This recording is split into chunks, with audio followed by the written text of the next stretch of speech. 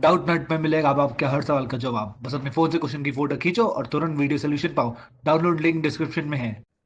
Hello guys, जैसा कि आप सभी लोग जानते हैं कल हमारा क्लास 12 फिजिक्स का बोर्ड का एग्जाम है। तो यार बहुत छोटी वीडियो है लेकिन बहुत इंपॉर्टेंट वीडियो है यार। कुछ इंपॉर्टेंट टिप्स होती हैं जो एग्जाम हॉल में हमें फिजिक्स के एग्जाम में स्पेशली फॉलो करनी चाहिए, क्योंकि अदरवाइज क्या होता है, थोड़ी सी दिक्कत आ जाती है फिजिक्स एग्जाम में। जितने भी हम एक्सपेक्ट कर रहे होते हैं मार्क्स उससे थोड़े से कम रह जाते हैं। तो कैसे हम अभी यार एक फाइनल जो हमारे पास 5-7 घंटे बचे हैं उनसे हम सही से प्रिपेयर करके 10 से 12 मार्क्स तक अपने बढ़ा सकते हैं, उस बारे में इस वीडियो में हम बात करेंगे। चलिए वन बाई वन स्टार्ट करते हैं। तो देखिए टोटल 6 पॉइंट है, लेकिन जैसे पहला पॉइंट अगर आप देखेंगे, आपका लगभग मुझे पता है कि अभी तक सभी बच्चों का सिलेबस कंप्लीट हो गया है। लेकिन सिलेबस कंप्लीट होने से आपके पूरे मार्क्स नहीं आएंगे। आप, क्योंकि मुझे पता है कुछ चीजें आपने कल पढ़ी थी, कुछ परसों पढ़ी थी, कुछ आज पढ़ी है। तो एक बार एग्जाम में जाने से पहले आपको एक क्विक रिवीजन करना होगा। जो भी नोट्स आपके पास हैं, जिससे भी आपने पूरा साल भर पढ़ा है, सिर्फ उन्हीं नोट्स का यूज करो। लेकिन 4 घंटे में एक बार क्विक क्विक चीजें रीडिंग मारो। रीडिंग मारनी है, याद नहीं करनी है। जो चीजें याद थी वो देख के पता चल जाएगा, याद रहेंगे। अगर कोई डाउट है तो तुरंत नोट से पढ़ लो उसको, ठीक है। लेकिन बहुत ज्यादा टाइम नहीं देना, 4 से 5 घंटे में ये क्विक रिवीजन अभी हमें करना है, ठीक है। इसमें क्या है, इनडायरेक्टली हमें चेकलिस्ट करनी है कि हाँ ये मुझे आता है, ये मुझे आता है, ये मुझे आता है, ये मुझे आता है। हेडिंग देखा, 2-3 लाइनें देखी, हाँ मुझे आता है। हेडिंग देखा, 2-3 लाइनें देखी, हाँ मुझे आता है। तो ऐसे क्विक रिवीजन चलना है 4 घंटे में, सारे जो 15-16 चैप्टर है सारे करने हैं। इसी के साथ साथ जैसा आप लोगों को मैंने अभी पिछली वीडियो में बताया था, 15 मार्क्स का हमारा न्यूमेरिकल आएगा फिजिक्स के पेपर में। लेकिन अगर आप पिछले 3 साल के पेपर और इस साल का भी सैंपल पेपर देखोगे तो उनमें से 7 से 10, मिनिमम 7 मार्क्स और मैक्सिमम 10 मार्क्स के क्वेश्चन ऐसे हैं न्यूमेरिकल जो डायरेक्टली फॉर्मूला बेस्ड हैं, ठीक है। डायरेक्टली फॉर्मूला बेस्ड मींस अगर आपको फॉर्मूला याद है तो आप 7 से 10 नंबर के न्यूमेरिकल ऐसे ही सही कर सकते हो। तो इसीलिए एक इंपॉर्टेंट बात, जिस भी चैप्टर में आपके फॉर्मूला है प्लीज एक बार सारे फॉर्मूला याद कर लीजिए, ठीक है। तो फॉर्मूलाज याद होना बहुत ज्यादा जरूरी है। तो प्लीज अगर अभी तक आपने नहीं करे हैं, जैसे इलेक्ट्रोस्टैटिक्स के हैं, मैग्नेटिज्म के हैं, या फिर जैसे हमारे न्यूक्लियर वाला चैप्टर है उसके हैं, अगर आपको फॉर्मूले नहीं याद है तो प्लीज फॉर्मूला याद कर लीजिए। एक सेकंड रीजन इज, कई बार आपके पास क्या होता है, फॉर्मूला डेरिवेशन का क्वेश्चन आता है कि फॉर्मूला डिराइव करो। फॉर्मूला डिराइव करने के लिए आपको फॉर्मूला याद तो होना चाहिए, तो इसीलिए फॉर्मूला याद होना बहुत जरूरी है। क्योंकि अगर हमें चलो डेरिवेशन नहीं भी आता तो भी किसी ना किसी तरीके से हम सही फॉर्मूला तो ला देंगे। तो अगर 3 नंबर का क्वेश्चन होगा तो कम से कम टीचर हमें 1 नंबर 2 नंबर तो दे देगा, अदरवाइज तो हमें कुछ भी नहीं मिलेगा अगर हमें फॉर्मूला ही सही याद नहीं होगा तो। एक इंपॉर्टेंट बात, इस बार ना पेपर के पैटर्न में थोड़े से चेंजेस हुए हैं। जैसे आपको पता है कि कुछ आपको एक्स्ट्रा चॉइसेस मिली हैं, कहीं में और के ऑप्शन ज्यादा हैं। कितने हमारे पास 5 मार्क के क्वेश्चन है, क्या मार्किंग स्कीम है। तो प्लीज यार एक बार सैंपल पेपर क्या बोलते हैं से होके जाना। सैंपल पेपर के लिए आपको कुछ भी नहीं करना, सीबीएसई की वेबसाइट पे सीबीएसई का दिया हुआ सैंपल पेपर ही देखना है, औरों के पेपर नहीं देखने। और एक और चीज, इस टाइम पे सैंपल पेपर को सॉल्व नहीं करना है, टाइम नहीं है हमारे पास में।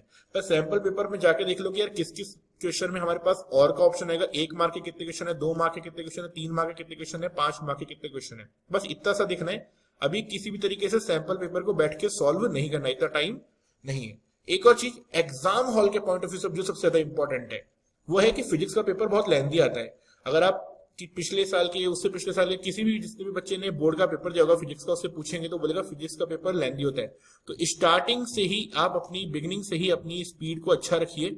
आपने जो 1 मार्क 2 मार्क के क्वेश्चन है, ऐसा नहीं हो कि इन्हीं में आप 1 मार्क के क्वेश्चन में 4 लाइन लिख रहे हो, 2 मार्क के क्वेश्चन में 8 लाइन लिख रहे हो। ऐसी गलती बिल्कुल मत करना, अदरवाइज 3 मार्क और 5 मार्क के क्वेश्चन छूट जाएंगे और फिर ज्यादा नुकसान होगा। तो प्लीज स्टार्टिंग से ही डिसेंट स्पीड रखना। 1 मार्क 2 मार्क में उतनी ही लाइन लिखना जितनी जरूरत है, ज्यादा लिखनी नहीं है। कोई भी क्वेश्चन को खाली मत छोड़ के आना। जैसे अगर आपको कम्युनिकेशन वाला जो चैप्टर है उससे कुछ नहीं आता है, कोई दिक्कत नहीं, जितना आता है जो आता है वही लिख करके आना, लेकिन लिख के जरूर आना। क्या होगा, मान लो कि 2 नंबर का क्वेश्चन है, हो सकता है टीचर आधा नंबर दे दे, लेकिन छोड़ के आते तो आधा भी नहीं मिलता ना, तो आधा नंबर ही मिलेगा। इसलिए कोई भी क्वेश्चन ब्लैंक मत छोड़ के आना। और ऐसा कि देखो, कितना ही जल्दी आपका पेपर हो जाए, स्टडगिरी में जल्दी नहीं आना है ना, ठीक है। कि मैं 15 मिनट पहले उठ के आ गया, ये गलती बिल्कुल मत करना। अगर अभी तक आपने कोई टॉपिक है जो बिल्कुल आपने नहीं कर रखा है, आपको बिल्कुल भी नहीं आता है, तो इस टाइम पे मैं सजेस्ट करूंगा कि प्लीज उस टॉपिक को बिल्कुल मत करना अंटिल अनलेस आप रिवाइज भी कर दो, फॉर्मूले भी याद है आपको बाकी के। अदरवाइज क्या होगा, आपको थोड़ा सा टेंशन हो जाएगी और फिर वो एक चैप्टर नहीं आता देख करके ऐसा लगेगा कि आपको कुछ भी नहीं आता। तो इसलिए जो अभी इस समय पे आई पर्सनली सजेस्ट की जो अनकवर्ड टॉपिक है उन्हें मत करो। 70 में से 65 का आएगा, कोई दिक्कत नहीं, हम 65 में से 65 लेके आएंगे, ठीक है। लेकिन अनकवर्ड टॉपिक मत छूना, अदरवाइज टेंशन बढ़ती है। कोई क्वेश्चन ब्लैंक नहीं छोड़ना है। और प्लीज एक रिक्वेस्ट है कि स्पीड मेंटेन करने के साथ साथ प्लीज राइटिंग से कॉम्प्रोमाइज मत करना। एक और चीज बताता हूं मैं, कई बार क्या होता है कि जैसे बच्चे स्टार्टिंग में तो स्लो लिखते हैं, है ना, फिर क्या होता है बाद में जब एग्जाम एंड होने वाला होता है तो दिखता है कि मेरा 5 मार्क्स का क्वेश्चन बचा हुआ है, तो फिर लोग फास्ट फास्ट लिखने लगते हैं और उसमें होता क्या है कि उसके पूरे मतलब हैंड राइटिंग की 12 बज जाती है। तो वो चीज बिल्कुल नहीं करनी है, ठीक है। तो स्टार्टिंग से ही एक सही स्पीड मेंटेन करनी है कि हम पूरा पेपर सही से लिख पाए, ठीक है। राइटिंग से कॉम्प्रोमाइज नहीं करना है, लाइनों गैप रखना है क्वेश्चंस के बीच में, सुंदर होने चाहिए आपकी आंसर शीट, ताकि टीचर जब देखे तो 3 मार्क्स का क्वेश्चन है, आपकी हैंड राइटिंग का ऐसा हैंड राइटिंग के मार्क्स नहीं होते, लेकिन ऑब्वियसली अगर कोई चीज अच्छी दिखती है तो टीचर खुश होता है, तो अगर वो 2.5 दे रहा होगा तो वो आपको 3 मार्क्स देगा, बस इतना फर्क होता है। तो इसलिए अपने आंसर को साफ सुथरा रखो ताकि 3 में से 3, 5 में से 5, 2 में से 2, 1 में से 1 मार्क मिले, कटे नहीं जबरदस्ती का, ठीक है। तो ये चीजें जरूर फॉलो करना। और प्लीज एग्जाम हॉल के बाहर अगर आपको कोई दोस्त मिले, आपको बोले तुझे ये आता है, तो उससे ना दूर रहना, क्योंकि वो आपको जबरदस्ती का टेंशन दे देगा। उसे वो आता होगा इसलिए वो आपसे पूछ रहा है, आपको बहुत सारी चीजें आती होंगी जो उसे नहीं आती होंगी, लेकिन आप नहीं पूछ रहे, ठीक है। इसलिए तो जबरदस्ती किसी भी बच्चे से बात नहीं करना। और पेपर होने के बाद में डिस्कशन बिल्कुल करके मत आना, अदरवाइज टेंशन में रहोगे कि मेरा पेपर में ये गलत हो गया, ये सही हुआ, उसका ये सही था, मेरा आंसर ये आया। तो ये सब चीजें अलग रख लेना साइड में, ठीक है। तो कल के फिजिक्स के एग्जाम के लिए सभी बच्चे अच्छे से फोड़ के आना, मचा के आना, ठीक है। All the best. तो देखिए हमारी एक डाउटेड ऐप भी है, उस ऐप के ऊपर हमारे पास में जो फिजिक्स के सारे फॉर्मूलाज हैं क्लास 12th के, उनकी सारी लिस्ट वहीं पड़ी हुई है, ताकि अगर आपको कोई फॉर्मूला आपको याद नहीं है तो आप वहां पे जाके तुरंत देख सकते हैं, ताकि आपको एक ही बार में एक ही जगह पे सारे फॉर्मूलेस मिल जाएंगे, आप उन्हें याद कर पाएंगे। साथ ही अगर आपका एनसीईआरटी का कोई डाउट है, जैसे आने वाले टाइम में अगर आपका मैथ्स का एग्जाम जब होने वाला है, तो अगर उसमें आपको कोई डाउट आए तो आप डाउटनेट ऐप के ऊपर पूछ सकते हैं। यहाँ पे आपके एनसीईआरटी, पुरानी ईयर्स के पेपर, रेफरेंस बुक, सबके सॉल्यूशन अवेलेबल है।